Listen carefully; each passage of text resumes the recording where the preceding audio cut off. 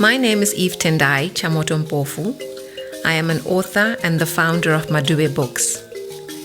This is a collection of bedtime stories narrated by a number of storytellers in different African languages. These are stories that their own grandmothers used to tell them at the end of the day while they sat around a warm fire. Please join us around the fire and enjoy a story. Hello everyone. Today's episode is called The Bird and the Well. It is told in the ChiShona language spoken in Zimbabwe and will be narrated in ChiShona by Babamkuru Samuel Magwaliba, and I will be reading it in English. Kare kare paivapo nevamwe vanhu vaigara, vamwe vari mhiri kwerwizi, vamwe vari mhiri kwerwizi. A long time ago, there were two villages. One group of villagers lived on one end of the river, while the other group lived on the other side. Vanhu ava vaidyidzana zvakanaka, vachibatsirana kuchera tsime murwizi munguva yechirimo apo mvura yainge yaoma. These two groups of people were at peace and lived very well together. They helped each other to dig a well by the river, which they all used during the dry seasons when the river had little or no water. Ndo pavaisunganidzwa ukama hwavo netsime iroro, nokuti kumwe kwese kunenge kusina mvura. Their friendship was strengthened because of that well, as it was the only place where they could get drinking water. Saka vanhu ava zvakatora nguva refu vachiti vava vakachera mvura, vosiya vawedzerawo kuchera tsime riya, vamwe vouyawo vochera zvichingodaro. For many years they took turns. If one group used the well, they fetched water from the river and filled it up, making sure there was enough water in it for the other villagers to use. Then when the other villagers came, they also used the well and refilled it before they left. Nokufamba kwenguva pakaita shiri yaizviona zvese zvichiitika. Over time there came a bird that sat and watched everything that took place.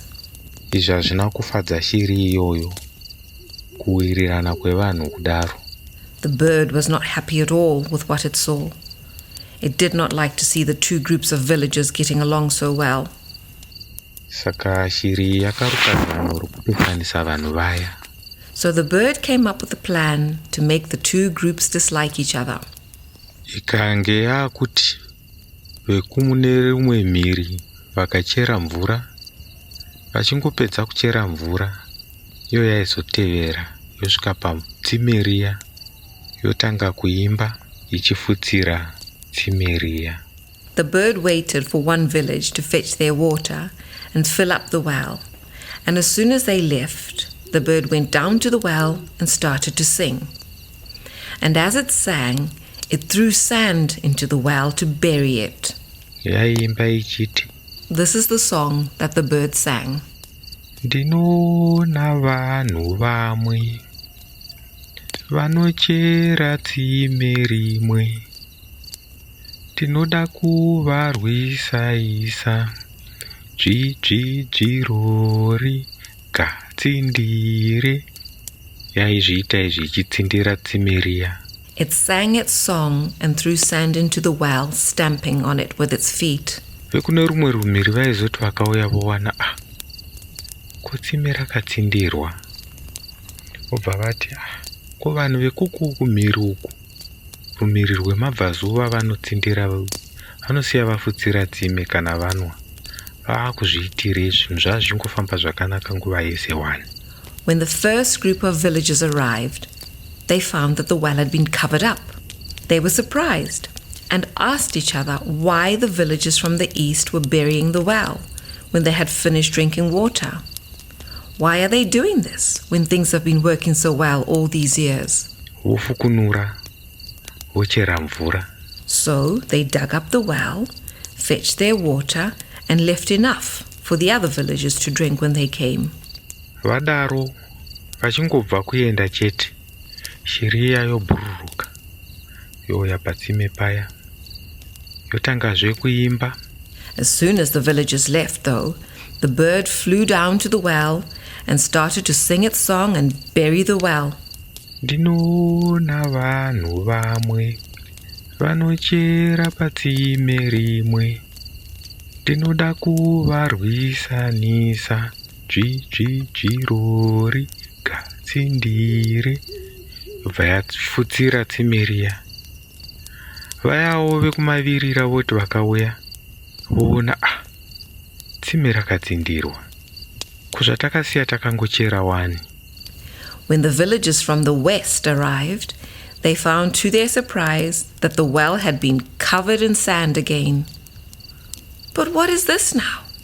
When we left the well, it was full of clean water. Vobva vatanga kuti unhu hunoitwa nevanhu vanobva kumabvazuva uku hauna kunaka. They started to say, this behavior that we're seeing from the villagers in the east is very bad. Kusvika vanhu vaya vazosangana patsime ndokutanga kurovana vachipopotedzana. Then one day the people from both villages met at the well at the same time. They started to argue and fight, shouting at each other.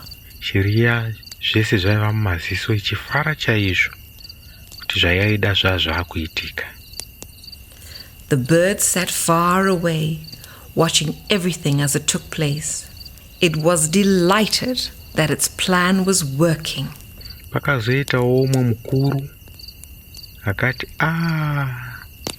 ngatimirei zvokurwa izvi ngatizvibvunzei kuti sei zvatanga iye zvino. Makore ese aya taingochera mvura pasina dambudziko, pasina mweya watakuona uyu, tinowana tsime rakatsindirwa. Then finally, one of the village elders said, can we stop this fighting and just ask ourselves why this misunderstanding has started now? For many years, we were all able to fetch water from the well without any trouble at all, and without finding the well buried in this way. Taitazama kuongorora kuti ndiani, nokuti ava vari kuramba. Isu tiri kuramba ari kutsindira tsime hatisi kumuziva. Why don't we try to find out who is doing this? Because those villagers are refusing that it is them, just as we are also denying that it is us.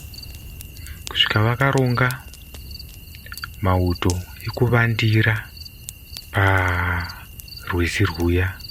They arranged for young men from each village to hide and watch the well by the river.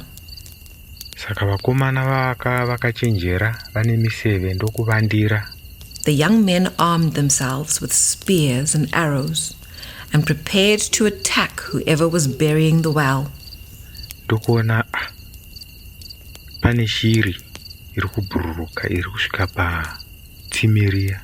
To their surprise, they saw it was a bird flying down and settling by the well. Semazuva ese yati cheu yaona hakuna ariko, ndobva yatanga zvayo kuimba. As always, the bird looked around, and when it saw that there was no one, it started to sing its song. Ndinoona vanhu vamwe vanochera patsime rimwe, ndinoda kuvarwisanisa, dzvirori gatsindire, chitsindira tsime riya. When it finished singing, the bird buried the well and stamped with its feet. Komana vaya ndokubva varegedzera miseve ndokubaya shiriya ichibva yafa. The young men threw their spears at the bird, killing it at once. Kubva ipapo ndokuchitanga kukumbirana ruregerero, ndokufukunura tsime ravo, ndokuzongogara murugare pasina chaivanyonganisa. Ndo pakaperera ngano. The villagers asked each other for forgiveness and dug up their well. From then on, they shared their well in harmony as they had always done, without anyone disturbing them. And that is the end of the story. Thank you for listening to this episode. African Bedtime Stories is brought to you by MaDube Books and edited by Tauya Mpofu.